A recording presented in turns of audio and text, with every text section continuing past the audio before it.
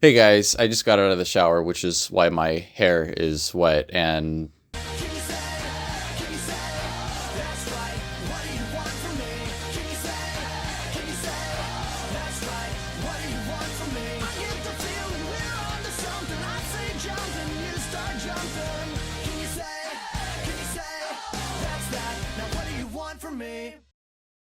hello everyone and welcome to Real Future Reviews. It's been a while since we've had a personal heart-to-heart with one of these reviews. Karif didn't seem super into seeing this movie, and that's okay. I mean, especially after seeing it, I was like, yeah, Karif, you can kind of skip this one. But without getting into that stuff too early, let's talk about what this movie is about. Supergirl, it sees Kara, Kal-El's cousin, Superman's cousin. She's kind of listless. She's basically lost her entire civilization twice, and she's just kind of spun out and doesn't know what to do with her life. She doesn't really want to go do the superhero thing with Kal-El because she thinks he's kind of a goober, and she's just like, fuck the universe, it's uncaring, and she just wants to drink her life away and live on like red sun planets so that she can't have her superpowers, because if she has her superpowers she can't get drunk.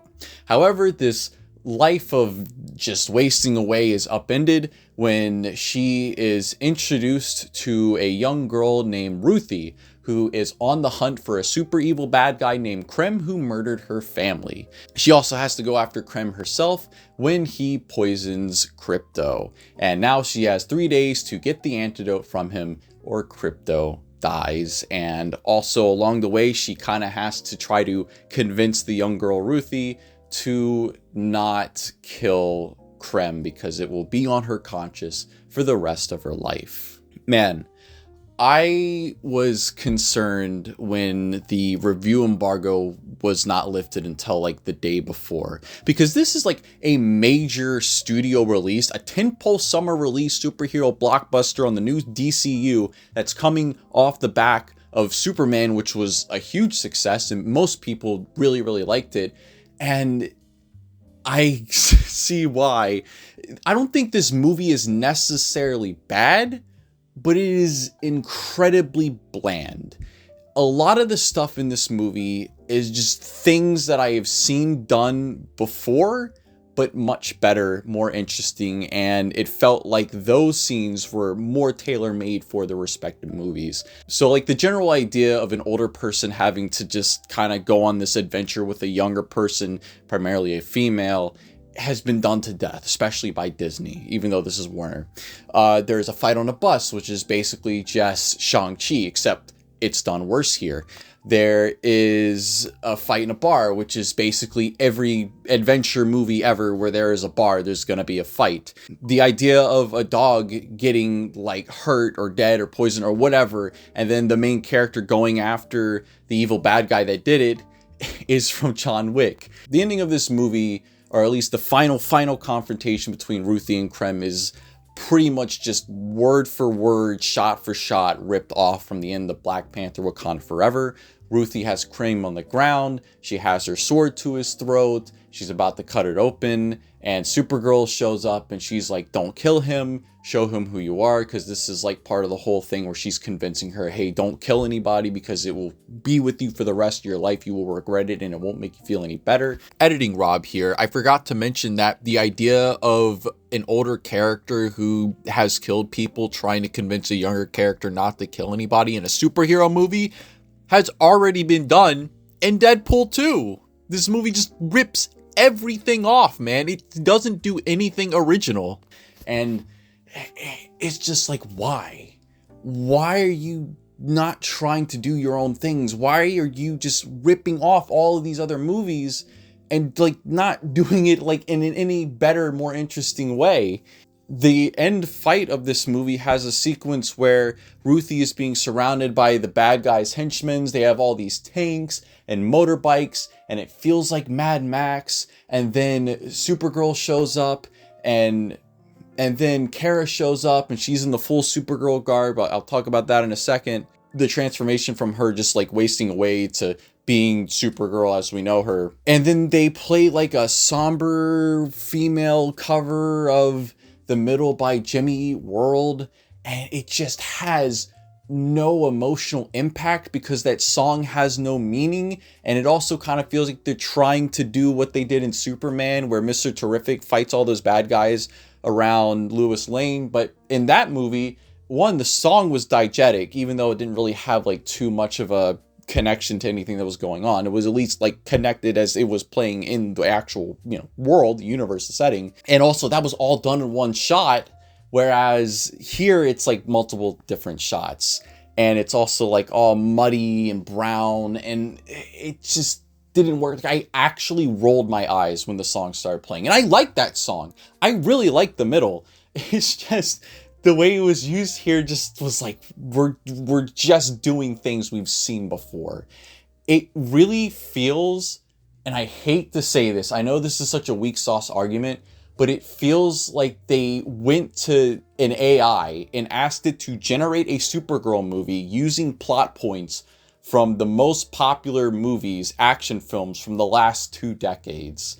They literally said, at Grok, generate me a Supergirl movie with elements from John Wick, MCU films, and in all these adventure films, and this is what we got. And it really sucks because I was really hoping that I was going to be like, oh, the critics were kind of being a little bit too critical here, but I actually think this was a lot of fun. There are moments of fun in this movie. It's just like pulled down by all these generic action sequences and tropes and ideas. It really feels like this movie was just on autopilot. I will talk about a few things that I did like here. Lobo was definitely a highlight of this movie. However, he is not like in this movie in the sense of he shows up and then he'll leave, right? He is looking for a person that is part of Krem's crew. The crew is called the Brigands or the gang or whatever. He's looking for this guy. He's got to bring his head in. He's like a bounty hunter. He does like the Jason Momoa Aquaman thing, kind of. If you've seen him as Aquaman, you pretty much know what you're going to get. He's a little bit more unhinged here because he is kind of like an anti-hero. He's just a bounty hunter trying to collect the bounty. But he doesn't join the crew. And honestly, I think he should have. Lobo was like energy this movie desperately needed. And I think that he should have just been a part of Ruthie and Kara's team, and this movie would have been a little bit better. But he's just kind of here. So you were seeing the trailers and you're a Lobo fan. You're going to like the moments where he's in this movie, but you're going to be like, damn, I kind of wish he was in this more. The other things that I liked about this movie is there is a moment, it's kind of during the end of the second act, after Kara's had this fight with the Brigands, and she's been kind of poisoned, so she's not at full power. And then the Brigands get away, and she doesn't have the antidote, and she just had a huge fight with Ruthie. She flies up into space, and she just screams, and it's completely silent, but you can see that she's screaming. And I have been through a lot this year, and I felt that. I was like, damn, I wish I could just find a place where I could go and just scream until my voice gives out. Because fuck. If you know, you know. And the other thing that I liked, which kind of pertains to my own personal life and like the screaming in space thing, is that part of this movie's theme is how do you deal with trauma over things you have absolutely no control over, but have affected you extremely deeply? Do you just keep fighting it? Does it get better? Do you carry that with you for the rest of your life? Does it go away? And the movie doesn't really have a conclusion to that, but it is kind of an interesting idea. Kara's transition into being Supergirl. So she ends up on this planet where the Brigands are, which has a green and yellow sun. Yellow suns are very good for Supermans and Supergirls, and green suns are very bad for them. So she's like in this cave literally dying, and then the yellow sun comes up, and then she's like, oh, I guess I'm Supergirl now, because I've decided. There doesn't seem to be a real change in her character, or at least it's not very well portrayed as to why she's had this change of heart where she wants to be a superhero now. She just kind of decides to do it. I mean, we get some flashbacks to earlier in her life and people saying uplifting things, and to her dad before he dies of super Kryptonian radiation cancer, but it isn't anything we hadn't already been seeing throughout the rest of the movie, because she does talk about her backstory, which I won't get into this review, but I don't understand what the change of heart was. Why? Oh, she has to do it because it's the end of the movie and we have to get Supergirl to where she needs to be for the next project, which is exactly what this movie feels like. Anyway, I saw this movie in 3D 40X, and the 3D was okay. Actually, let me show you guys something. Hold up. Real D had finally, after like 15 years, has these clip-on glasses, and these things are awesome. The 3D was noticeably more enjoyable. Not that I have an issue wearing 3D glasses over these glasses, but having these on just made it feel more immersive. That's just a personal thing. So if you want to go see a 3D movie and you have glasses, they have these options now.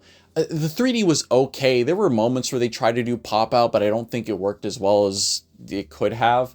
There's this issue whenever movies that do post conversions want to do pop out, they like flatten the image the closer it gets to you, like as the audience member when it's coming out of the screen, and it kind of kills the effect. You want to strengthen the volume in the objects coming out of the screen, not like lower them and dial them back. That defeats the purpose.